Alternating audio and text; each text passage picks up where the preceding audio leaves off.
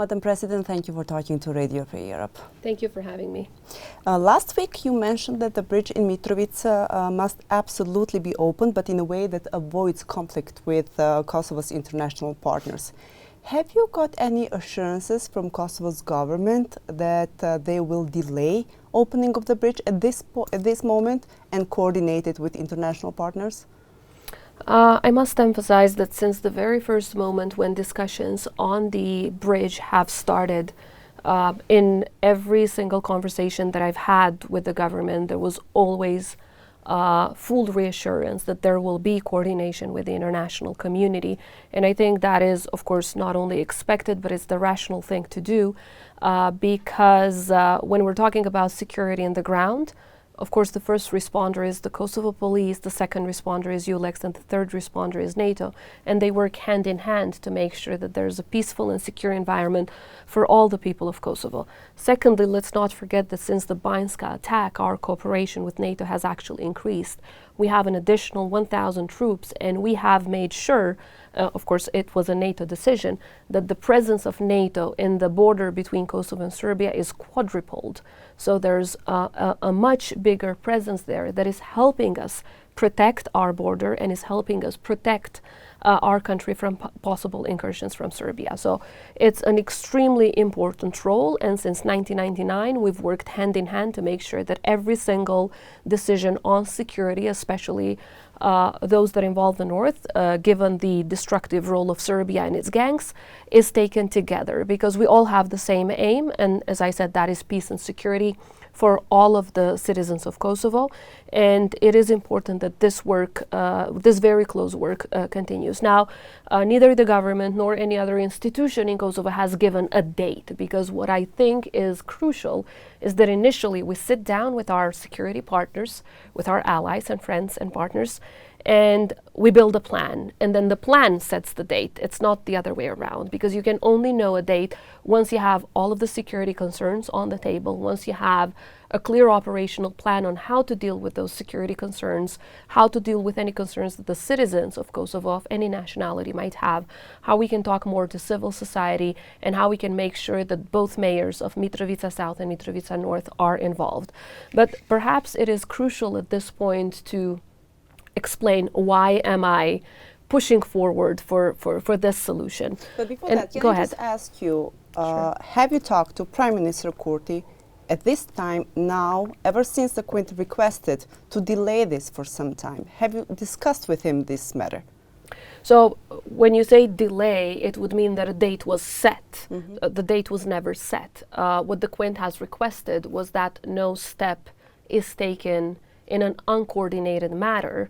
And in all of my conversations, specifically with the ambassador of the United States, it was clear that they do not oppose the opening of the bridge, but they want to make sure that every step is taken together so that when the bridge is opened, it's a sustainable and a successful effort that does not cause any tension. And that is why on August 1st, which was well before the Quint statement came out, I made it clear that it is indispensable to have this joint implementation plan. And that's not just a wish, that is what actually the Brussels agreements require from all of us that are asking for this EU-led dialogue agreements to be fully implemented. But obviously, Prime Minister of Kosovo had planned to open the bridge. He had met the Quint, he has informed them about his plan of the opening of the bridge. He announced that there will be some works done, discussions with the citizens. And then we saw Quint reacting jointly and then one by one. So there may have been suggestions that the bridge may open very soon. Of course, we need to ask for the bridge to open very soon because we are already 8 years too late. But that doesn't, on the other hand, mean that anyone in Kosovo institutions has ever told the Quint, we will entirely disregard your security concerns, or that we want to do this without working with you.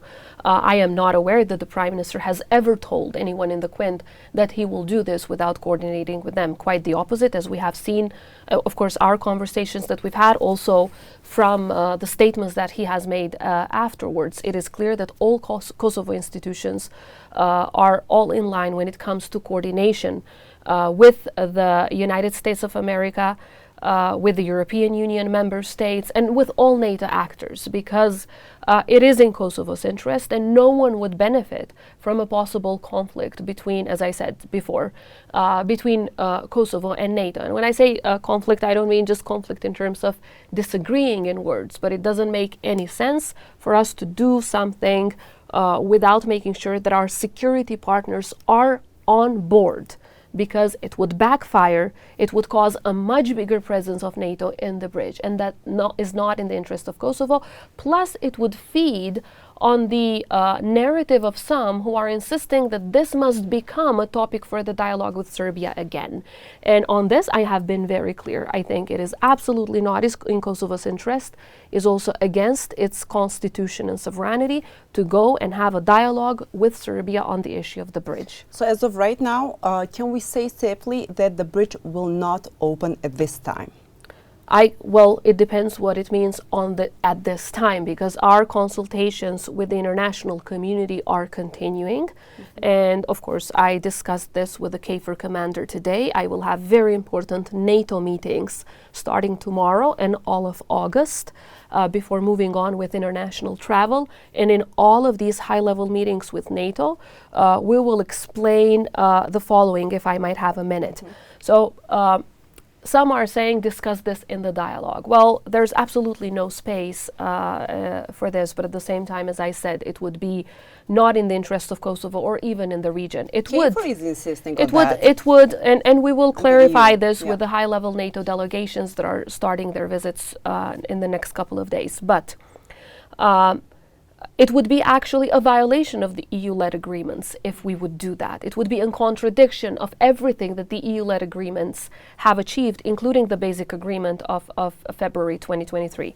Now, in 2014, in Brussels, an agreement was reached between Kosovo and Serbia when it comes to revitalizing the bridge. It says, first of all, that this plan includes the following elements. One is to follow and to respect Kosovo law. So Kosovo law must be respected on any solution forward. Secondly, it talks about the obligation of the EU to do a technical evaluation and then to practically implement the revitalization and restoration of the bridge. All of this has been done and has been concluded. And then afterwards, in August 2015, there's a second agreement that clarifies further what are the steps. And paragraph 2 of this agreement is of a critical importance. It says that the bridge will open for all traffic by summer and not later than the end of June 2016. And it also talks about pedestrians and so on. It talks about the role of the EU in helping economic integration of the citizens and so on and so forth. It doesn't mention any role for Serbia, neither does the first document. And then there are some that are saying, but then you have to build an implementation plan. No need. There is an implementation plan. It was agreed on the 5th of August 2016, and it's so detailed that you would be surprised. So in all of this implementation plan, you can see a role for the mayors of Mitrovica North and Mitrovica South.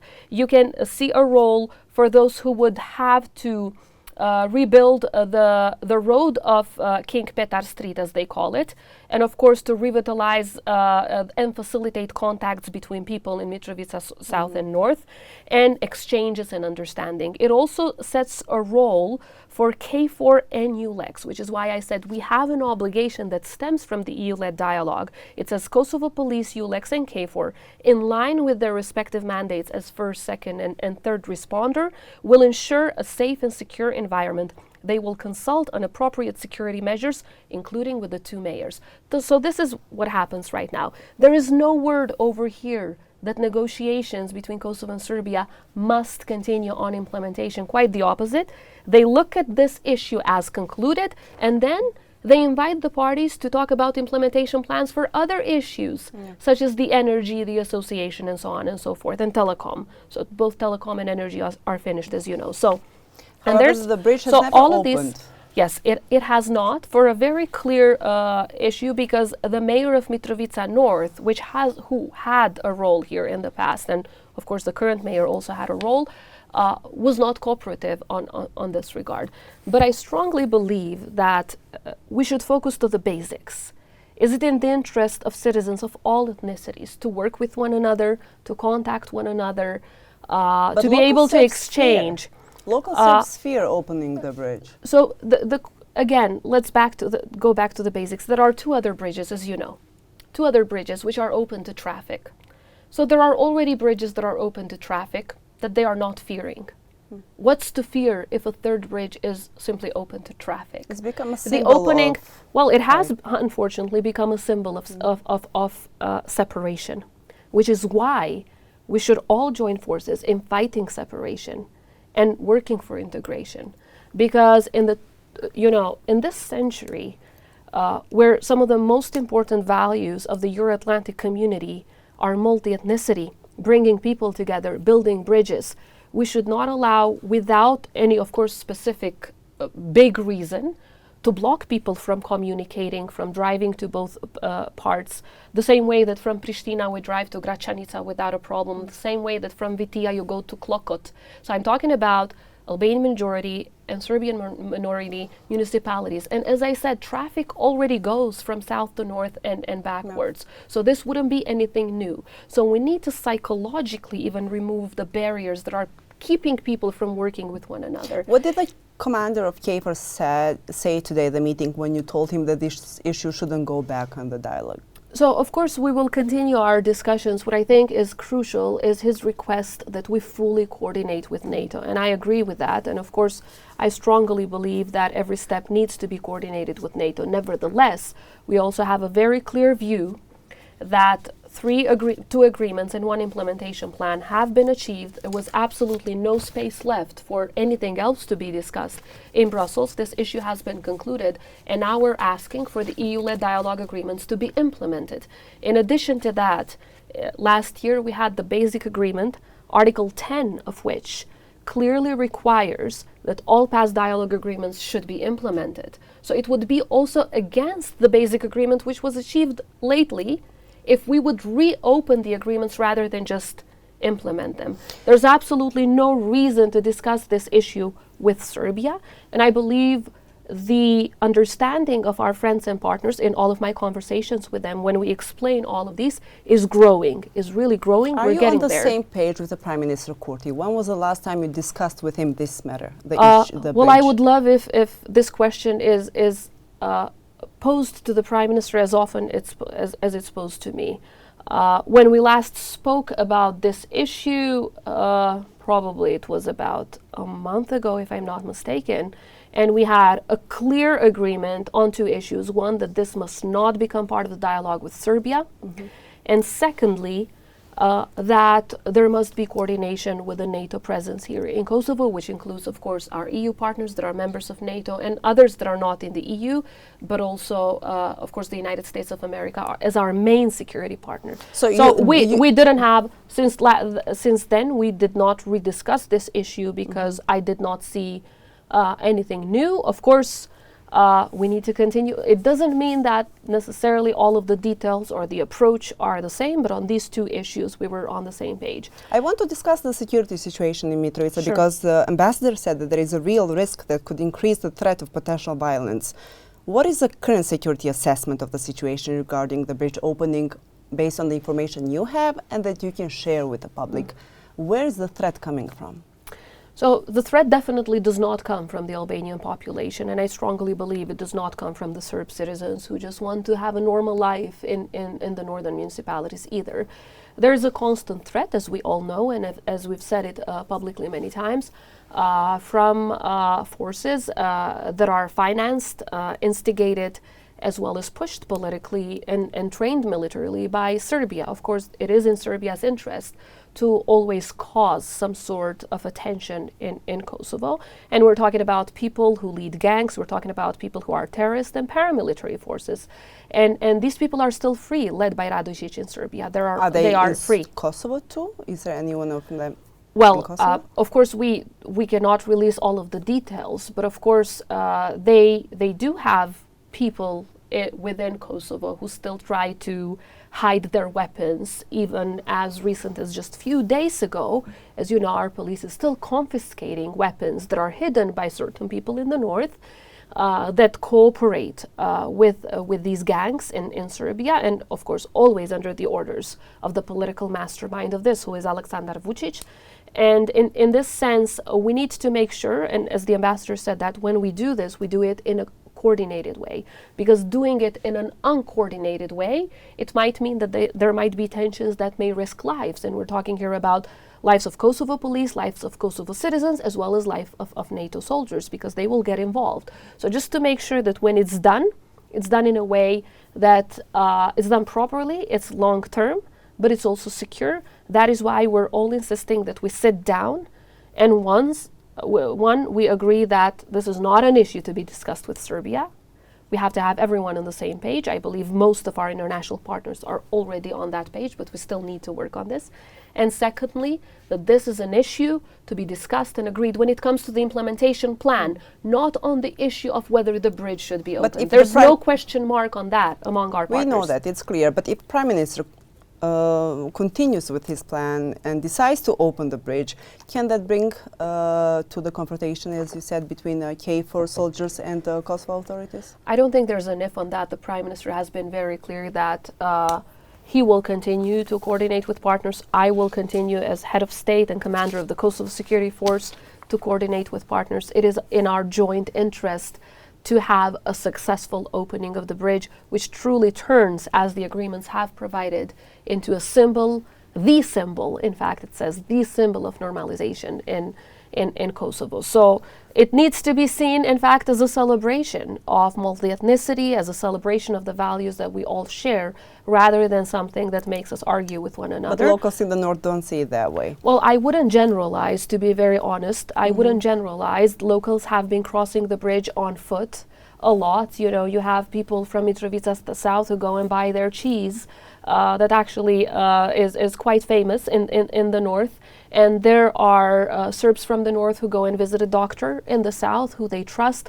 There is communication all the time. It's just to make it even easier for them. Civil society situation, organizations say that they have not felt furthest from Kosovo government or Kosovo authorities ever before. That this has been the worst relationship they've had with Kosovo authorities. That's a different question. I think on that we all need to work harder to make sure that we listen to civil society, we listen to the citizens, we listen to their concerns and explain perhaps better why is it important to do these things. Can you do more on that? Do you meet Serbian representatives I do, citizens? But as you know, in the past 2 years, many of the Serb citizens sometimes feel unsafe to make these meetings public because they immediately get threats. And I'm not only talking about Serbs in the north, Serbs in other municipalities. Whenever they would confirm a meeting and it would happen, they would say, please don't make it public, because immediately we're receiving threats from people either in Serbia or that are in some way affiliated with them. And we don't want to cause any harm to them, because for me this is not a publicity thing. It's about making sure that we listen to their concerns and we help them. For example, one of the things that we're working on is mostly empowering women and how we can do more in this regard.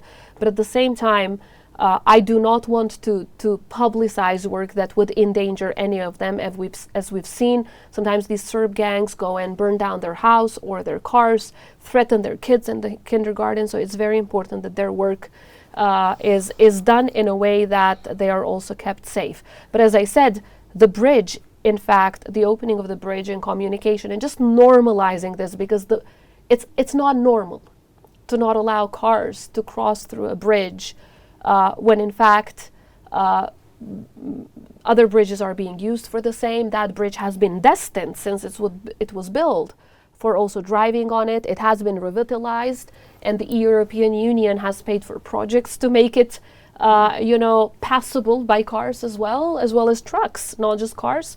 So for that reason, I strongly believe that the bridge would be one of the elements that will make people feel more connected and facilitate this exchange rather than have an opposite effect. Now, on many other issues, of course, it's very important that we listen to their concerns and tell them that, for example, the Kosovo police in the north is for them to make them feel safe and so on. There needs to be further communication and further efforts from everyone in the institutions, because we want all of our citizens to feel safe, to feel secure, to know that Kosovo is their home, to know that they can prosper in Kosovo, and we should continue to do everything that we can to make sure that they feel like that. But I know that sometimes the perception, just one sentence, the perception and what is actually happening in the reality differ. According to the OSCE reports, it is clear that in the past 3 years there has been a constant decline of interethnic violence. And these are numbers that can be confirmed. And I'm talking about the OSCE, not talking about just our institutions. A constant decline, including in the first few months of this year, of interethnic violence. There hasn't been an increase on any category when it comes to crimes that involve Serbs and so on and so forth. In fact, there has been an increase only in one category, and that is crimes against the Albanian majority. That has been the only increase when it comes to the crimes that have been However, reported. now the local Serbian community is complaining on the behavior of Kosovo police in the north. They're also saying that they're not talking in Serbian language as they expected, that they're not writing tickets in Serbian, that they don't understand what they get. These are some kind of complaints that we get, besides the one about presence of Kosovo police. I would stick a bit more. They can be resolved. These are all issues that can be resolved, and it's important that they are expressing them. And there's also the police inspectorate that I believe is doing an excellent job on dealing with these issues. I would stick a bit more on the north. Are you supporting Kosovo governments in the actions they undertook in the north, which for most of them international community said that those were unilateral and uncoordinated in past 2 years? In the past 2 years, well, it depends. Actions as such were all legitimate, all in line with the Constitution. But there are cases when we've had discussions with the government on what is the right way to do it, and how do we make sure that an action that is undertaken is sustainable, and it's not just a success of the moment, but it's a sustainable success. And whenever, for example, like last year when we had these tensions in May 2023, we discussed, because my persistence, of course, was that it needs to be coordinated with NATO so that there would be no violence, because then the damage, of course, there is something that we gain, but everything, when you lead a country, everything needs to have you need to look at the cost benefit, what you gain, but also what you lose. And if in the eyes of the international community, and primarily NATO, for uncoordinated action, then we're seen as people who cause conflicts, people who cause problems, people who cause tensions.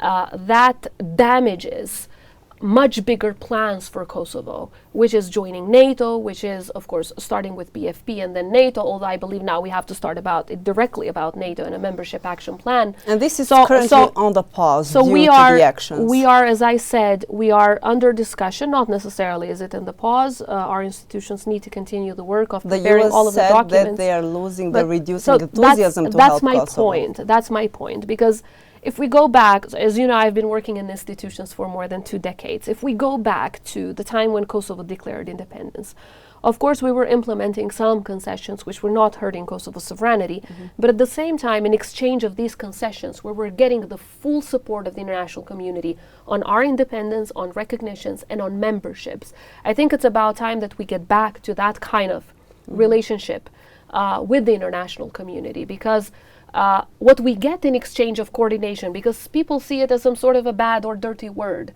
we only get good things out of coordination. We get more safety, we get more sovereignty, but it seems we like get more membership. Kosovo is not coordinated. And that's why, because your question was, are there times when we don't agree with the government? As I said, the approach sometimes has not. I would have taken a different approach, but definitely I do not question, and I don't see how anyone can question the legitimacy and the constitutionality of all of the actions that were undertaken. But if we want them to be sustainable... Is Kosovo risking the partnership at this point with international allies? Well, I think it's important that the international allies give their own evaluation on whether they see the relationship as risk or not. So when it comes to, in every single meeting that I have with our international partners, and as you know, I've had plenty, hundreds, just like last year, and even more this year in this tempo. In every single international contact that we've had, of course, there's a constant request for coordination, but the request for coordination is not because they need this for their own ego, it's because they need to make sure that they push Kosovo forward towards international organizations in a successful way. And it seems that Kosovo is not listening. Kosovo has lost the opportunity to become part of the Council of Europe because it did not take the step the international community has asked Kosovo to submit the draft statute of the Association of Serb Majority Municipalities to the Constitutional Court. It is, of course, this is still an open issue. We cannot say that the opportunity was lost. The opportunity is still open. We just need to make sure that we work with all member states, because in the Council of Europe, it's a much bigger group than just the EU, and find a way forward so that Kosovo can get its deserved place, because those who lose most are the citizens. This is strictly a human rights issue and should not be politicized. And all people of all ethnicities lose out of membership in the Council of Europe. But I still believe that there is... Why is Kosovo hesitating moving forward with this draft and taking it to the Constitutional Court? I believe there's no hesitation on taking the draft to the Constitutional Court per se, but there is a hesitation on moving on with the unilateral implementation of the basic agreement when Serbia has clearly, and based on international law, withdrawn from it. Serbia has withdrawn from the agreement. But Kosovo is paying the price, Serbia isn't. I do understand, and that's where we come to the issue of what kind of approach you take when you work with international partners to keep them on your side. Because if we all know and we all agree that Serbia has withdrawn from that agreement, I believe that we have to sit down with our partners and say, if Serbia is not going to implement, and you're still asking us to unilaterally implement, we need to know what we get, what kind of security guarantees we get in return, how do we revive the recognition campaign for Kosovo, and how do we get to these international organizations in return. Have these discussions started, or is it something that is expected to happen? I've certainly started these discussions for more than a year ago, to be honest. What is the feedback that you get? The feedback, well, they say, we'll see. We still don't have a final answer, but so we're getting a much clearer answer these days. And Serbia, unfortunately, and this is also a result of the very biased approach that the EU-led dialogue has had, where one of the parties, so it's kind of the table is upside down. You can't really have a dialogue on a table where one of the parties is under sanctions for defending its sovereignty and constitution, and the other party, after committing an act of aggression, has not paid any price, after injuring 93 soldiers of NATO, some of which have lost their limbs. Complete impunity for those who committed the crimes. So Serbia, unfortunately, is getting a bad message. It kind of encourages them to have this approach that they are having right now. But I do have confidence that things are changing. Now with the new European Commission, I do hope that the reality on the ground, the reality on the actions that Kosovo and Serbia undertook, even in the dialogue, someone should see the list of non-implementation by Serbia. It's insanely long. But do you expect new energy with a new leadership? Absolutely, because I expect fairness. I expect equality. A dialogue on an equal footing produces results. You said Kosovo didn't have that. No, it wasn't treated that way. Absolutely not. Look at all these three agreements. And now the guys in charge of the EU-led dialogue are telling us to reopen this issue and entirely ignore these. We're not going to ignore these. We want to fully implement these in full coordination with our partners. But do you agree with three Serbia conditions? Has no say on this. What three conditions Prime Minister put for the continuation of the dialogue? On handing over Radocic, on withdrawal of the Brnabić letter? What I think, of course, each person leads a dialogue based on their approach. They have a certain style. No person is the same. We differ. I would not have gone to Brussels that day.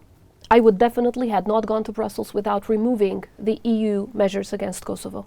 It makes absolutely no sense so to go to Brussels. The dialogue should not continue without removing the measures were very close to be removed. And I would have simply said, I cannot come to Brussels when my people are struggling because projects on drinking water that would have brought the drinking water to the people of Kosovo, projects in favor of multi-ethnicity, projects that bring young people together, are being blocked. And I would have said, I can't do it as long as my people are being punished, because I represent my people, and I cannot come unless you remove... Should this be condition for return to the table? I believe it should have been. Now, of course, the Prime Minister has gone there, and of course there are different conditions. But in future, yeah. But when it comes to the signing, I believe, as I said, if the international community is all saying, no one can tell us any longer Serbia will implement. They are clearly reiterating their position that they have withdrawn from this legally binding treaty. In international law, when one party withdraws, there's no agreement for the others. But that doesn't mean we should not have an agreement with our allies and our partners. Article 1 to 11, if we want to implement this, we need to know, how do we get the security guarantees? How do we get to NATO? How do we move on towards the EU? And of course, the Council of Europe should be done immediately. Is all that possible with this Prime Minister? We are 14 years too late. Of course it's possible. Of course it's possible for any Prime Minister. I believe that the Council of Europe should have been done in 2010. So we are 14 years too late with applying for the Council of Europe. And I do hope that this will be seen as a human rights issue. I believe that anyone who follows his or her constitution, anyone who follows his or her people's and country's interest is able to achieve all of these. But we need to get back, as I said, to the strategy of not having expectations from Serbia. We need to have a deal with our partners. And when I say a deal, I don't mean in a transactional way. In fact, I mean in terms of a mutual trust. Because the most important ingredient in any relationship, especially when it comes to defense and security, is trust. We need to get back to that. Last topic on Banjska. Madam President, Kosovo has rejected Serbia's request for the Banjska case. How do you view this decision? I believe the Ministry of Justice should have more details, but I believe that the rejection has been made on legal grounds because the request has been made in a violation of some of the legal criteria that need to be fulfilled in order for international legal cooperation to happen. But do you think Kosovo and Serbia should cooperate on this issue? I believe that Serbia and Kosovo both have enough evidence, even without cooperating with one another, for Radojic to be arrested, and not just him, but there are plenty others who have participated in the act of aggression against Kosovo. And I believe if legal criteria are met in future requests, and of course that can happen as well, because that has also been resolved in the EU-led dialogue on how this mutual legal cooperation happens. But let me reiterate one fact. There's a lot of talk about the people who have implemented that act of aggression. We should not forget who ordered it. Aleksandar Vučić has ordered the Banjska attack. Our NATO partners know this very well. We should not. Told you that? Let me reiterate, our NATO partners know this very well.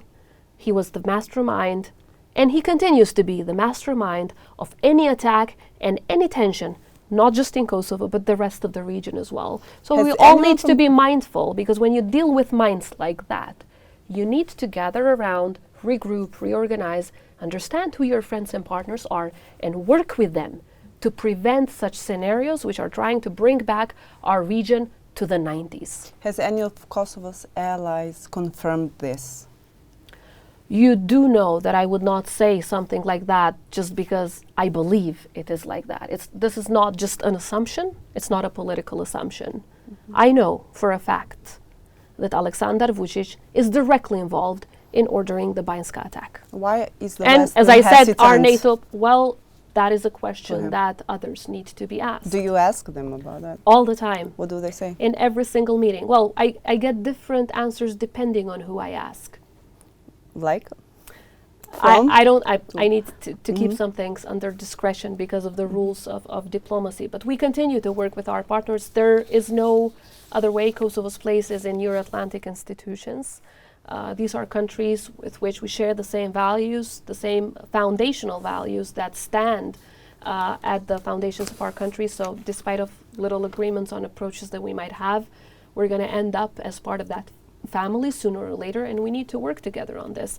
Even the biggest countries and the biggest superpowers like the United States of America publicly state we need to do things together with friends. We can't do things alone. Of course, the same principle applies also for Kosovo, especially when we know that in the ground, security in the ground, our borders are protected jointly between our men and women in uniform and the men and women in uniform from the countries all the way to the United States. Madam President, thank you very much for this interview. Thank you so much for having me once again.